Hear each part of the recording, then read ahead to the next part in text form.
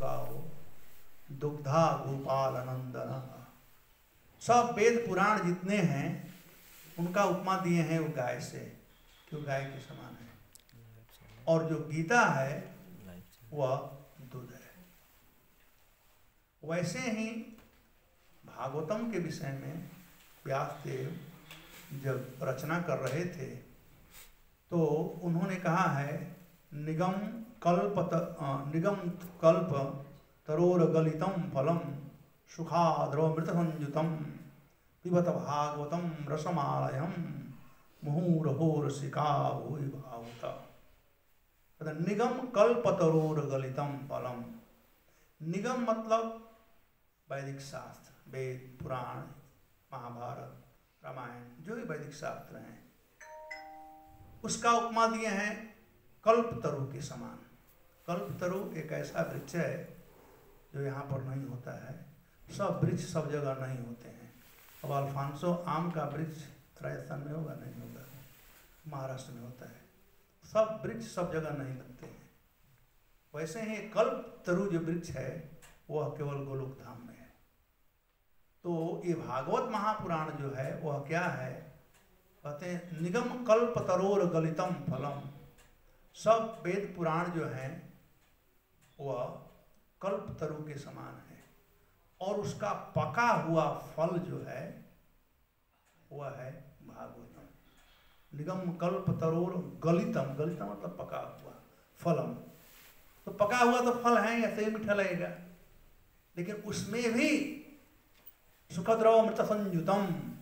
यदि सुगा काट देता है, आप लोग खाए हैं सुगा का काटा हुआ फल, अमरूद का कोई खाए? कोई नहीं खाया है, तो बचपन में खाए हैं। गांव में आराम से बहुत फायदा होता है, शहर में थोड़ा कम हो जाता है। जाते थे अमरूद के बगान में जाड़ा के दिन में, देखते थे कौन अमरूद है जिसको सुगा ने काटा है, वो स्वाभाविक मीठा हो जाता है। तो और इस बात को स्वयं व्यासदेव भागवतम के इंट्रोडक्शन में ही कहते हैं निगम कल्प तरोर गलितम फलम सुखा द्रव मृत संयुतम। उसको सुखदेव गोस्वामी स्पर्श कर लिए कि जीवा से स्पर्श हुआ है तो और मीठा हो गया। एक तो पका हुआ फल है और जब सुखदेव गोस्वामी उसका स्पर्श किए हैं तो और पक गया है। अतः पिबत भागवतम रसमालयम मुहुरहो रसका भूय भावुका। हे रसिक भक्तगण, आप लोग इसका पान करें, भागवतम का पान करें। तो ये भगवत गीता और भागवतम ये जो दो ग्रंथ हैं, ये जो हैं भगवत गीता है वो बतलाता है कि जीवन क्या है। कहते हैं ना Bhagavad Gita is way of life, जीवन जीने का तरीका है। जीवन क्या है, जीवन कैसे जीना चाहिए, भगवत गीता। और जीवन में आनंद क्या है उसका बात बतलाता है भागवतम। तो सबको आनंद चाहिए। भगवत गीता एक तरह से सिद्धांत है, लेकिन भागवतम जो है वह सिद्धांत है और साथ साथ कथानक भी है। तो भागवतम और भगवत गीता में अंतर इतना ही है कि एक को भगवान कृष्ण अर्जुन से कहे थे कुरुक्षेत्र के मैदान में, और दूसरे को सुखदेव गोस्वामी परीक्षित महाराज से कहे थे। दोनों का परिस्थिति यदि देखा जाए, कितना सुंदर बात है कि भगवत गीता और भागवतम दोनों एक ही परिवार में है। एक अर्जुन से कहा गया और एक परीक्षित से, अर्जुन के पोते थे परीक्षित।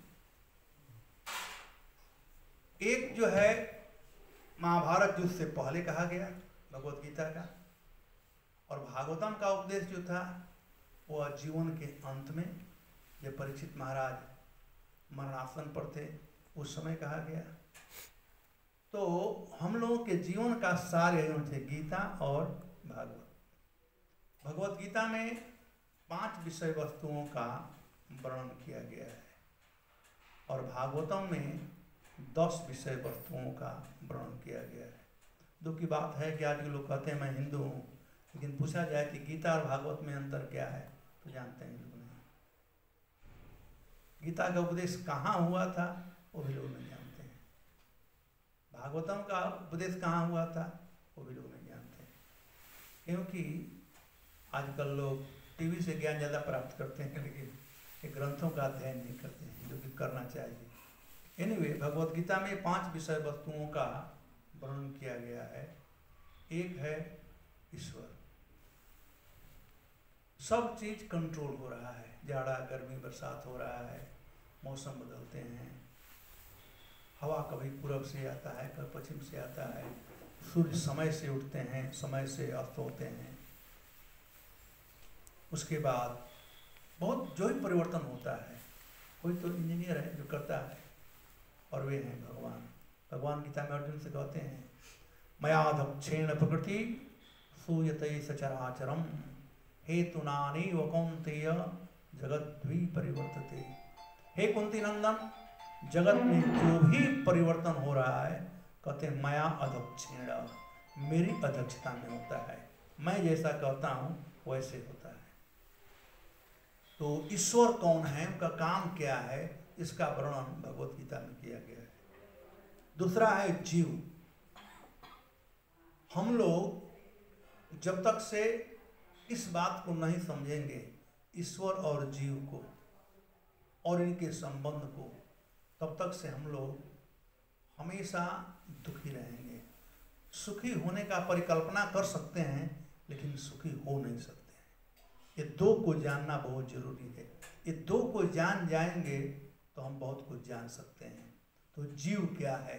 अर्जुन जब तक से इस बात को नहीं जाने थे तब तक से वे मोहित थे, लेकिन जब पूरे गीता का उपदेश सुन लिए अर्जुन, तब वे स्वीकार किए कि नष्ट मोह स्मृति लब्ध्वा तत्प्रसादात् अच्युत स्थितोऽस्मि गतः संदेहे करिष्ये वचनम तव।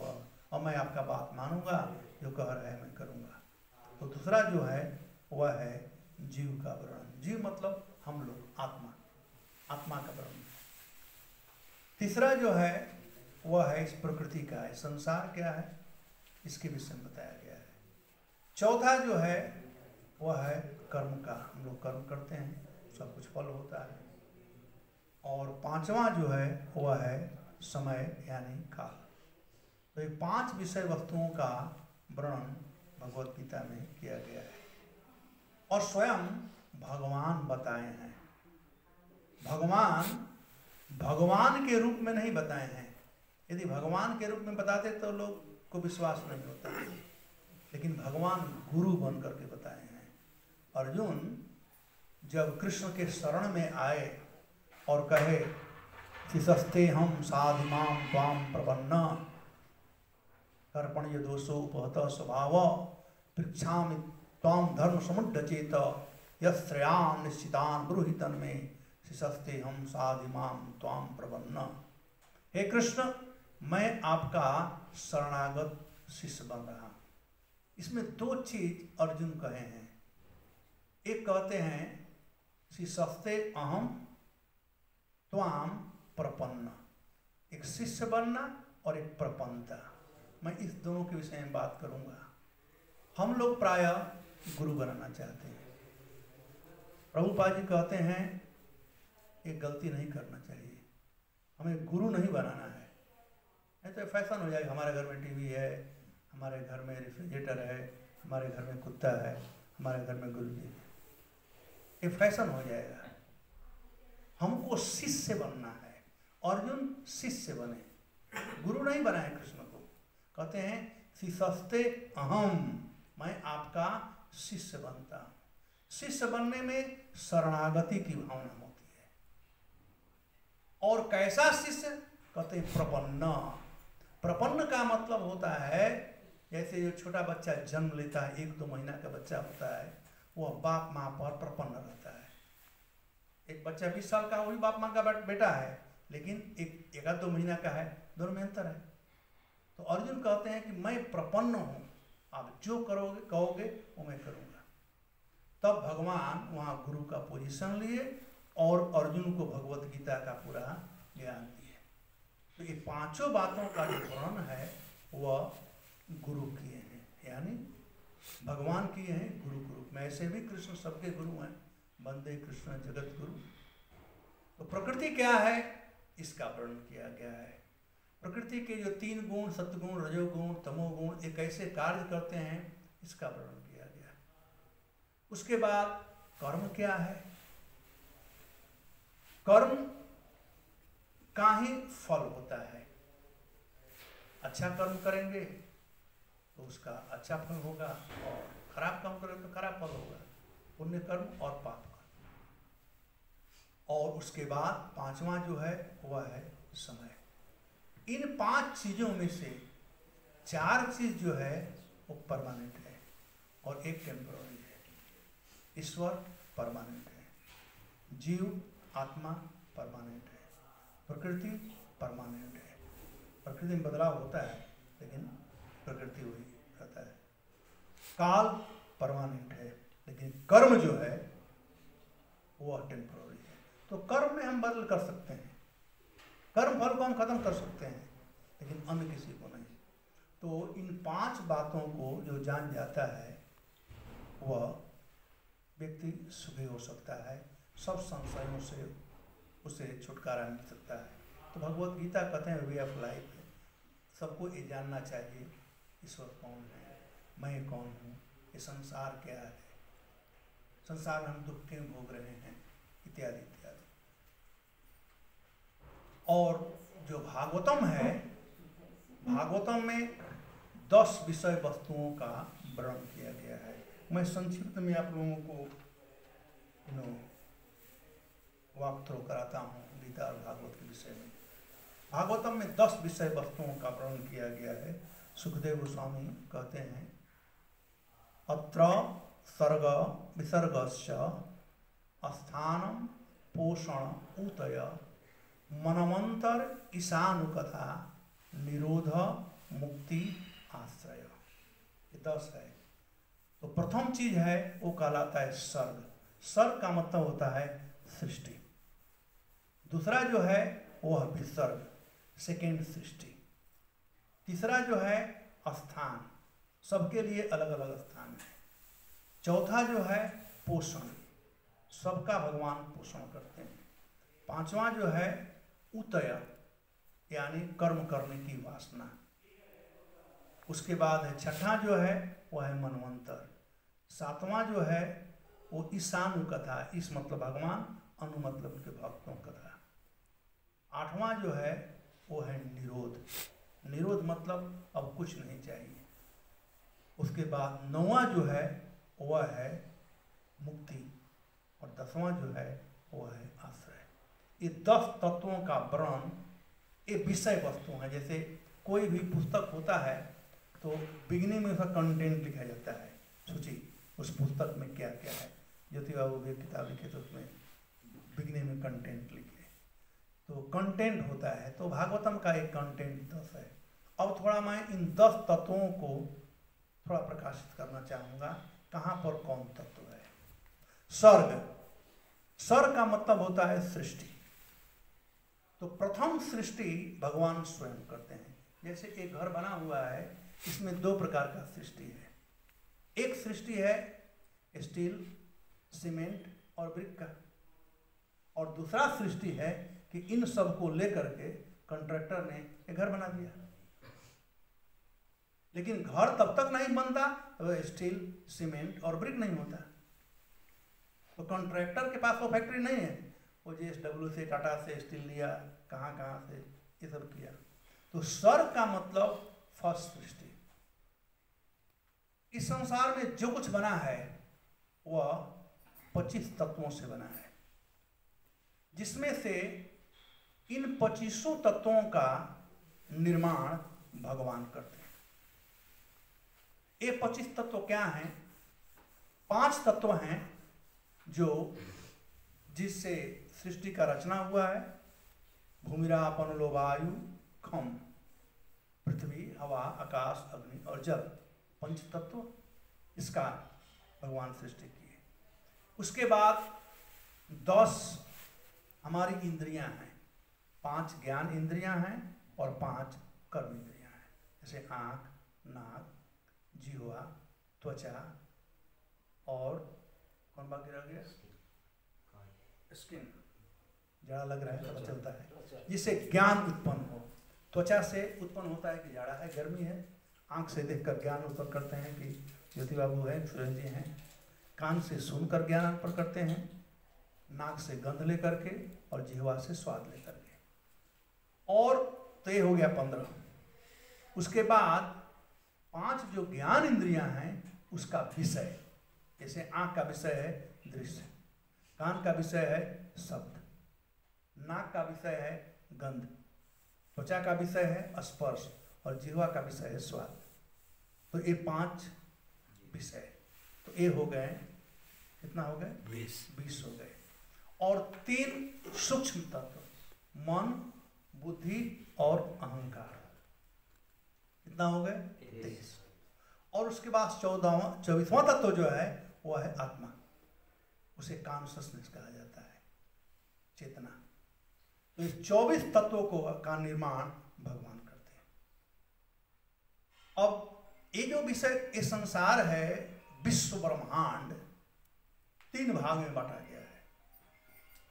सबसे ऊपर का धाम जो है उसे कहा जाता है गोलोक धाम, जहां भगवान कृष्ण निवास करते हैं। उसके बाद नीचे जो है वह है वैकुंठ धाम, जहां पर भगवान नारायण निवास करते हैं। उसके नीचे जो है वह कहलाता है देवी धाम, जहां पर हम लोग निवास कर रहे हैं। अब ये देवी धाम जो है यह 14 भुवन में बांटा गया है, और संक्षिप्त में से भू भुव स्व कहा जाता है। 14 लोग ऊपर हैं, 7 लोग ऊपर हैं और 7 नीचे हैं। स्वर्गलोक, महलोक, जननलोक, तपलोक, ब्रह्मलोक इत्यादि ऊपर हैं, और नीचे तल, तलातल, सुतल, भूतल, महातल इत्यादि, और बीच में पृथ्वी है जहाँ पर हम लोग हैं। ये कहलाता है देवी धाम, यानी स्वर्ग लोक से, ब्रह्मलोक से लेकर के नीचे महातल तक सब जो है देवी धाम। दुर्गा देवी इसके इंचार्ज है। वैकुंठ इसके ऊपर है, बैतरणी पार करने का। आज लोग नहीं जानते हैं, पहले लोग जानते थे, और हम लोग भी जानते हैं। पहले किसी का देहांत हो जाता था तो लिखते थे मेरे पिताजी का वैकुंठ वास हो गया, लिखते थे ना, मतलब कि लोग वैकुंठ तक। उससे पहले लिखते थे मेरे पिताजी का गोलोक वास हो गया, अभी भी लिखते हैं जो वैष्णव लोग हैं। तो गोलोक धाम सबसे, गोलोक धाम निज धाम नितले ततस्य देवी महेश हरिधाम सुते सुतेषु ते ते प्रभाव निचया विहितांश जेन गोविंदमादि पुरुषम तमहम भजामि। ब्रह्मा जी स्वयं प्रार्थना करते हैं, गोलोक धाम ने निज धाम ने। भगवान गोविंद का जो धाम है वो गोलोक धाम है। तो इसका परिचय पहले से था, बोलते मेरे पिताजी का गोलोक वास हो गया। बाद में आ गया मेरे पिताजी का वैकुंठ वास हो गया। बाद में आया कि मेरे पिताजी का स्वर्गवास हो गया। और आजकल क्या आ रहा है? निधन। उनका धन हमारे पास आ गया, वो बिना धन के गए, सब धन हमारे पास आ गया। निधन कहने का मतलब आए थे खाली हाथ और गए खाली हाथ। अब पता नहीं कल क्या आएगा, तैयार हैं आप लोग? कल आ सकता है कि मेरे पिताजी का नरकवास हो गया है, कोई देर नहीं लगेगा, लिखेंगे बच्चे लोग। तो जीवन जो है होना चाहिए गोलोकवास के लिए। इसका इंफॉर्मेशन है शास्त्रों में, भागवतम में इसका अच्छा इंफॉर्मेशन है। तो मैं बता रहा था कि कैसे ये जो धाम है देवी धाम, इसमें भगवान आते हैं विष्णु के रूप में। वे 3 प्रकार के विष्णु के रूप में आते हैं। पहले कहलाते हैं कारणोदकशाही विष्णु। कारणोदकशाही विष्णु का पहचान क्या है बतलाता हूँ, ताकि आप लोग कभी समय आए तो तीनों विष्णु प्राय एक समान है, तीनों विष्णु का शेष सैया के साथ में संबंध है। लेकिन समझना चाहिए कि कारणोदकशाही कौन है, गर्भोदकशाही कौन है और क्षीरोदकशाही कौन है। तीन रूप में आते हैं। कारणोदकशाही विष्णु वे हैं जो शेष सैया पर शयन करते हैं, वो अकेले रहते हैं, वहां पर कोई नहीं रहता है। तो वे इस 24 तत्वों का निर्माण करते हैं। सृष्टि करने में ब्रेन का जरूरत पड़ता है, तो वे निर्माण करते हैं, सर्ग इसे कहते हैं।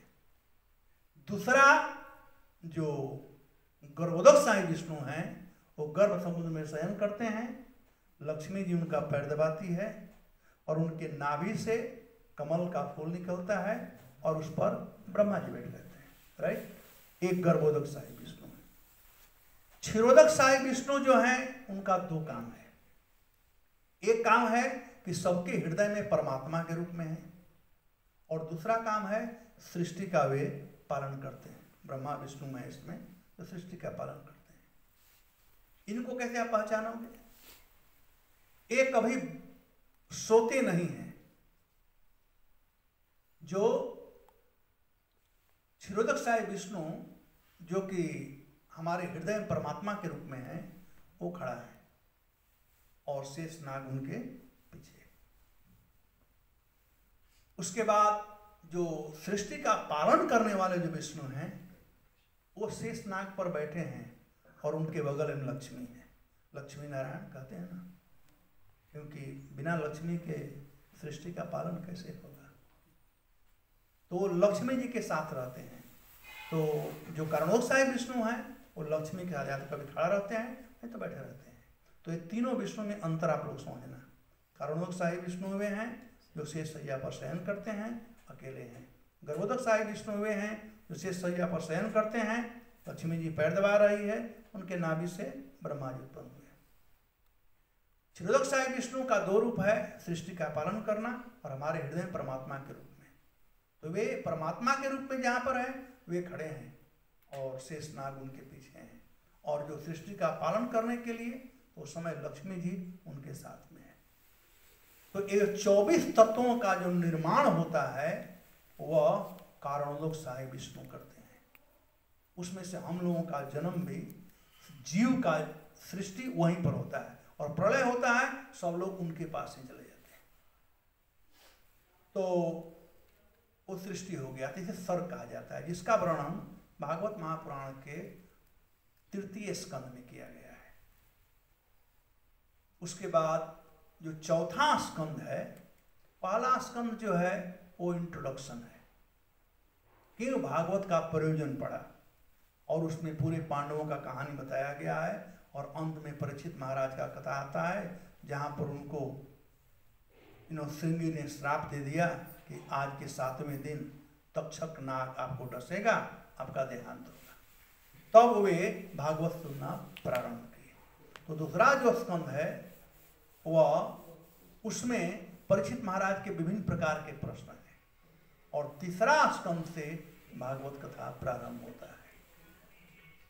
तो सर्ग का मतलब है इन 24 तत्वों का, और उस समय ये 24 तत्व ठोस रूप में रहते हैं, बर्फ जैसे होता है ठोस रूप में रहते हैं। इसे कहा जाता है प्रधान।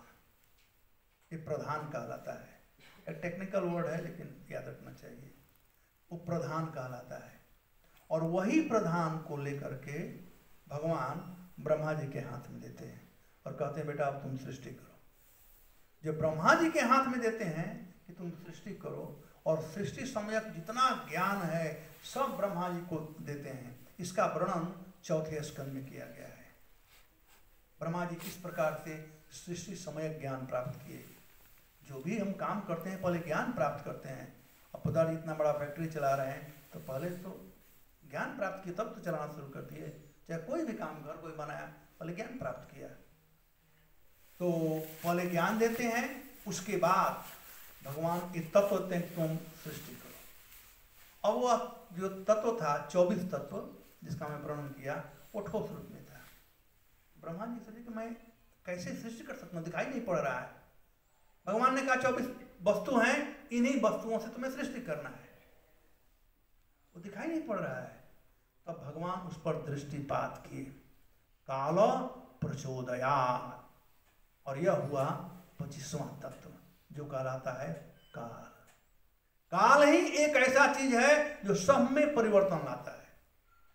वो ठोस था, जो ही भगवान दृष्टिपात किए काल के द्वारा वो पिघल गया और सब कुछ दिखाई पड़ने लगा।